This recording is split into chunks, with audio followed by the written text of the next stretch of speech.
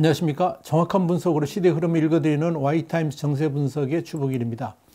11월 3일 미국 대선이 마무리됐죠. 그런데 중국이 이 미국 대선에 대해서 침묵을 하고 있습니다.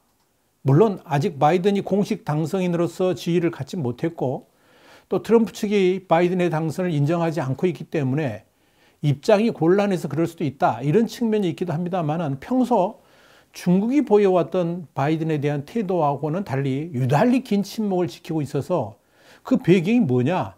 그래서 주목되고 있는 겁니다. 일본은 이미 바이든을 당선인으로 인정했죠. 그래서 내년 2월 스가 요시히데 총리의 미국 방문 그리고 미일 정상회담 개최를 목표로 일정 협의가 들어갔습니다.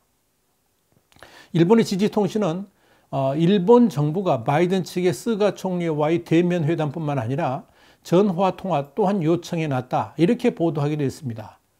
한국의 문재인 대통령도 9일 이미 조 바이든을 공식적으로 당선인이라고 호칭했죠. 그러면서 한미동맹 강화와 한반도 평화 프로세스 진전에 어떤 공백도 생기지 않도록 하겠다. 그러면서 한반도 비핵화와 평화 정착에 더 큰 진전을 이룰 수 있도록 지혜를 모아 나가겠다. 이렇게 말했습니다.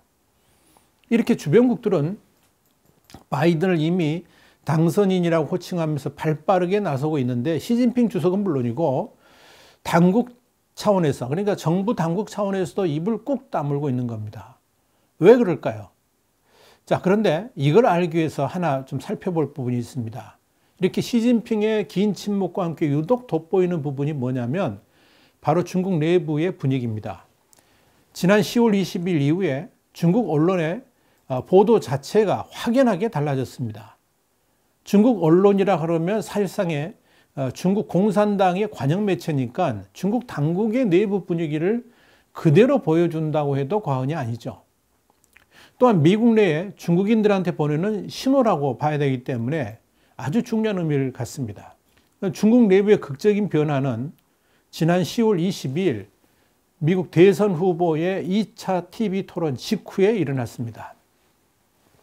10월 21일만 하더라도 관영신화통신은 전염병이 새롭게 정의한 미국 대선 유권자 4,300만 명 사전투표라는 제목의 기사에서 뭐라고 썼느냐면 방역이 트럼프의 최대 약점이라 그러면서 바이든의 트럼프 행정부 방역 대책 비판을 상당히 비중 있게 다뤘습니다. 그러면서 바이든의 신뢰도가 트럼프보다 높다. 과거 트럼프가 우세했던 경제 정책도 지금은 우열을 가릴 수 없다. 이렇게 완전히 바이든 편향적으로 보도를 했습니다. 사실상 바이든을 적극 옹호하면서 지원하는 그런 뉴스를 올린 셈이죠. TV 토론이 있기 직전인 22일에도 현장 유세로 분주한 트럼프, TV 토론 준비하는 바이든이라는 제목 기사에서 미국의 위험한 궤도 이탈, 바이든의 리더십으로 수렁에서 벗어나 미래로 나아가기를 바란다는 USA 투데이의 사설을 그대로 인용을 하면서 적극적으로 바이든을 편들었습니다. 그러면서 신화통신은 노스캐롤라이나 중 이런 경합주에서 바이든이 트럼프하고 초접전을 펼치고 있다. 그러면서 물론 대선 결과의 불확실성이 크긴 하지만 전반적으로 바이든이 독주할 것이다. 이렇게 예상을 했습니다. 그런데 TV 토론이 끝난 직후, 그러니까 한국 시간, 중국 시간 뭐 같습니다만 23일이죠. TV 토론이 끝난 직후부터 보도의 태도가 완전히 달라졌습니다. 아주 중립적 입장으로 표현한 겁니다. 신화통신은 TV 토론 결과를 전하면서 바이든 편을 든 게 아니라 오히려 미국 내의 코로나 확산이 완화돼서 경제와 학교 수업을 재개해야 된다 그러면서 바이든의 봉쇄론을 비판했던 트럼프의 목소리를 더 크게 전했습니다. 심지어 링컨 대통령을 제외하면 나보다 더 흑인을 위하는 사람은 없다. 그러면서 나는 인종차별이 가장 적은 사람이라고 말했던 트럼프의 말을 그대로 인용해서 보도를 했습니다. 이때까지는 그런 일이 없었거든요. 신화통신은 또 정책 분야별 트럼프와 바이든 후보의 주장을 전달하면서도 중국은 규칙을 지켜야 된다. 시진핑은 악당이다. 이렇게 말했던 바이든 발언을 아예 삭제를 해버렸고요. 보도를 하지 않은 겁니다. 그리고 트럼프와 바이든이 국가 안보에 관해 각자 입장을 밝혔다라고만 썼습니다. 뉴스 논조가 확실히 달라진 겁니다. 그 전만 하더라도 바이든의 일정을 세세하게 전하면서 바이든이 여론조사에서 앞서 있다는 식의 일방적 바이든 기사들만 내보냈었는데 이게 확연하게 분위기가 달라진 겁니다. 왜 이런 일이 벌어졌을까? 공교롭게도 이렇게 신화통신의 보도 분위기가 확 바뀐 바로 그날이 무슨 날이었느냐? 무슨 일이 벌어졌느냐?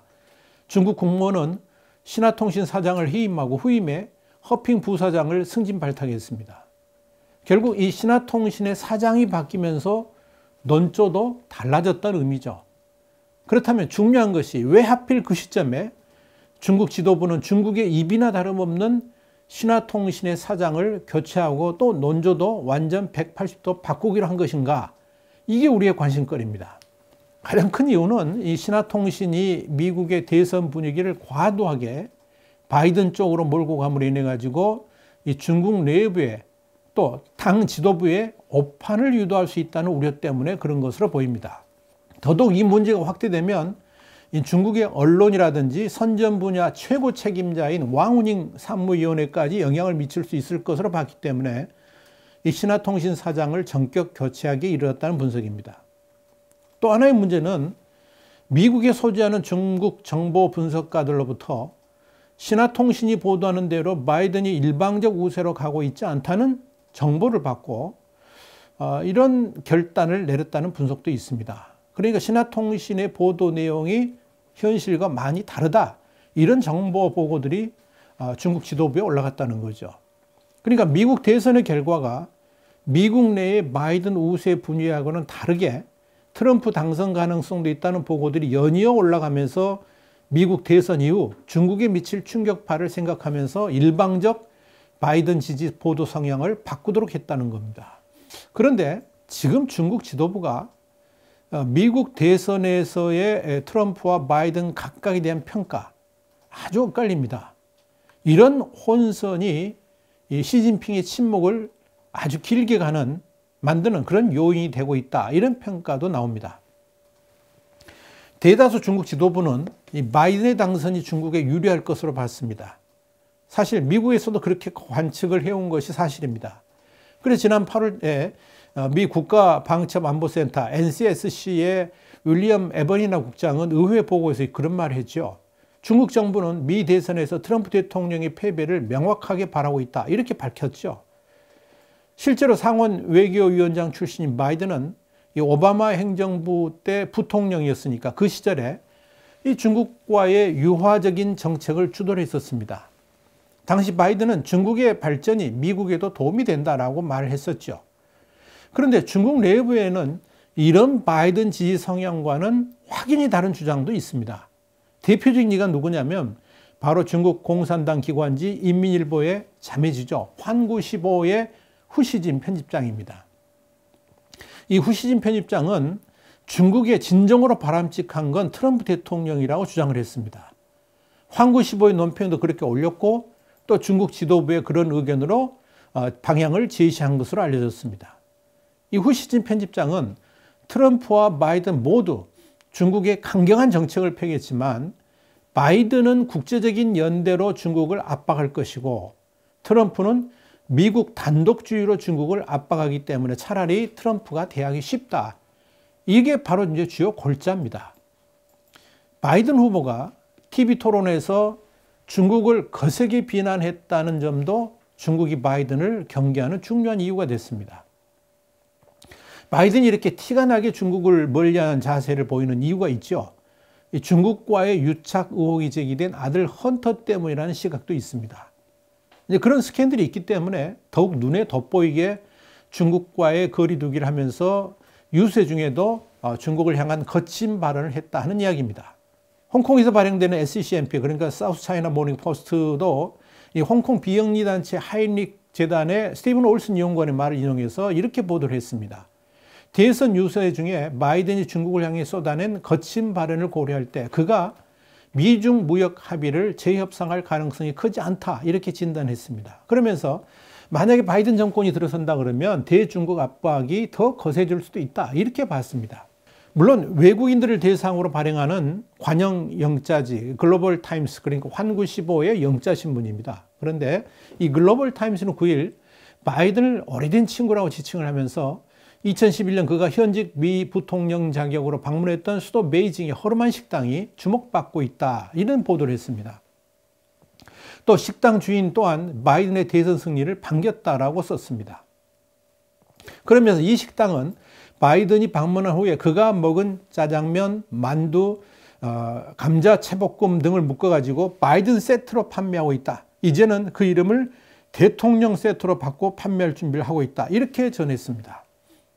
이런 일부 영자신문의 보도에도 불구하고 중국 지도부와 중국의 주요 선전 매체들, 기관지들은 이번 미국 대선에 대해서 침묵을 하고 있는 겁니다. 그러면서도 이 중국 지도부가 앞으로 미국 정치계가 어떻게 전개될 것인가에 대해서 굉장한 관심을 보이고 있습니다. 지금 중국 지도부는 아직 끝나지 않은 미국 대선에 깊은 관심을 가지고 그 향방을 주목하고 있다는 이야기입니다. 트럼프와 바이든 어느 누구에게도 긍정도 부정도 하지 않으면서 흐름을 깊숙이 관찰하고 있다는 의미죠.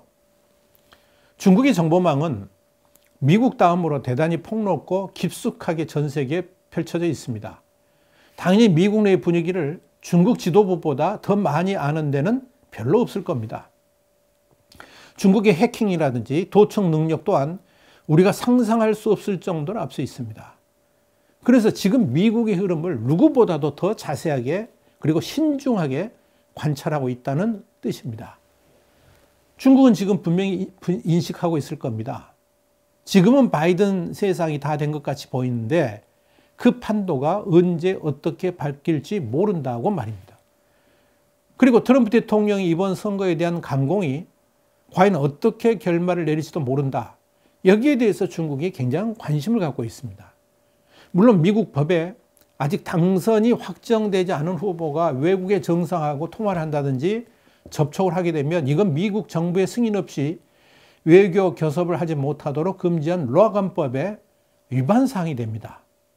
당장 지난 9일 바이든이 주스틴 트루도 캐나다 총리하고 전화 통화를 한 것에 대해서 트럼프 지지자들이 강력하게 비판하고 있지요. 그래서 바이든의 외교 참모들은 이런 법 위반을 하지 않기 위해서 엄청나게 몸을 사리고 있습니다.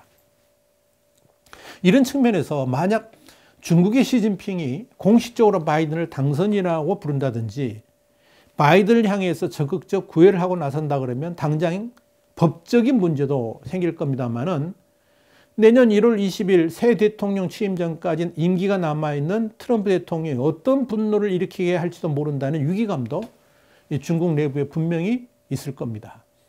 더더욱 지금은 대통령 당선인이 공식적으로 확정되지도 않은 상황입니다. 아직 소송도 남았고 당선인의 법률적 지위도 획득한 적이 없기 때문입니다. 그래서 바이든을 대통령 당선인, 그러니까 프레지던트 일렉트라고 명명하는 것 자체가 사실상 너무 앞서가는 것이라고 말씀드릴 수 있겠죠. 특히 이번 11월 3일 선거는 대통령을 뽑는 선거가 아니고 대통령을 뽑기 위한 선거인단을 뽑는 선거입니다. 그래서 만약 바이든이 특별한 선거 분쟁 없이 270명 이상을 확보했다 할지라도 1차적으로 대선 승자를 판단할 권한을 가진 연방조달청, GSA라고 그러죠. 이 GSA의 청장의 공인을 거쳐서 비로소 대통령 당선인 그리고 부통령 당선인이라는 용어를 공식적으로 사용할 수가 있습니다. 그렇기 때문에 지금 수많은 언론이 쓰고 있는 당선인이라는 용어는 너무 앞서가는 단어이고 공식적으로 쓰면 안 된다는 거죠. 그런데 일국의 대통령이 벌써 이렇게 당선인이라는 호칭을 했다는 것은 이건 나가도 너무 나간 겁니다. 외교적으로도 굉장한 결례입니다. 결국 중국의 신중함은 우선 미국 대선의 최종 결과가 어떻게 나올지 모른다는 점도 하나 있고 또 하나는 트럼프 대통령이 바이든의 승리를 인정하지 않고 있다는 시점에서 섣불리 바이든과 채널을 개설하고 바이든을 당선인으로 호칭했다가 날벼락을 맞을 수도 있다는 우려 때문에 아예 입을 다물고 있다. 이렇게 봐야 될 겁니다. 이런 흐름은 중국 외교부 브리핑에서도 나타납니다. 왕원빈 중국 외교부 대변인은 9일 바이든에게 축하 전문을 보이지 않는 이유가 뭐냐 이렇게 기자들이 물으니까 국제 관례에 따를 것이라고 그랬습니다. 그러면서 바이든 선생이 이미 당선에 성공했다고 발표한 것을 잘 알지만 미국의 대선 결과는 법률과 절차에 따라 확정될 것으로 이해한다 그랬습니다. 그래서 미국을 존중하는 차원에서 그런 것이고 확정 때까지 축하 인사를 미루겠다 그랬습니다. 그런데 시진핑은 지난 2016년에는 미국 대선 다음 날인 11월 9일 트럼프 대통령에게 축하 메시지를 보낸 바 있습니다. 그때하고는 완전히 다른 상황이죠. 그런데 말입니다. 중국의 시진핑 주석이 이렇게 미국 대선 결과에 대해서 침묵을 지키면서도 또 당선자 확정 이후를 기다리면서 다양한 정책들을 준비하고 있는 것으로 보여집니다. 일단 중국은 차기 대통령으로 누가 당선되든 중국을 향한 압박은 피할 수 없는 것으로 보는 것 같습니다. 그러나 그런 상황에서도 미국과 협력할 거리를 찾으면서 돌파구를 열어보려고 하는 의도가 분명히 엿보입니다. 시진핑은 10일 보아아시아 포럼 국제과학기술 및 혁신포럼 개막을 축하하는 서한에서 이런 말을 썼습니다. 과학기술은 모든 인류의 복지에 기여해야 된다 그러면서 중국은 세계 각국과 함께 과학기술 혁신과 협력을 강화하고 개방적이며 포용적이며 상호 혜택을 주는 국제과학기술의 교류를 강화하겠다라고 밝혔습니다. 그러면서 시진핑은 중국은 세계 경제 회복, 인류의 건강 보장을 위해 기여할 의사가 있다라고 전했습니다. 또 다른 무역 전쟁도 준비하고 있습니다. 미국의 대중국 압박이 강해질 것을 대비한 또 다른 회피 수단을 찾고 있는 겁니다. 어떻게 보면 이 회피 수단이라기보다는 보복 수단이죠. 그래가지고 맞대응하겠다는 건데 히토류의 무기화가 바로 그것입니다. 여기에 대해서는 제가 자세히 앞으로 한번 설명을 드리도록 하겠습니다. 그러면서도 항미 원조를 언급하면서 내부 선전선동은 강화하고 있습니다. 아주 조심스럽게 트럼프 1기 이후를 대비하고 있는 겁니다. 한마디로 잔뜩 웅크리고 미국 눈치를 보고 있는 형국입니다. 도대체 무슨 정보를 입수하고 또 알고 있길래 저렇게 자세를 낮추고 있는 것일까요? 한간에 거론되는 대로 혹시 미국 대선에 잘못된 개입을 한 건 아닐까요? 어떤 이유가 됐던 중국의 이번 미국 대선 이후 대응에 깊은 관심을 갖게 됩니다. 시진핑의 다음 수 과연 뭘까요? 우리 Y타임즈가 계속 눈여겨보겠습니다. Y타임즈 정세 분석이었습니다. 다음 시간에 다시 뵙겠습니다. 감사합니다.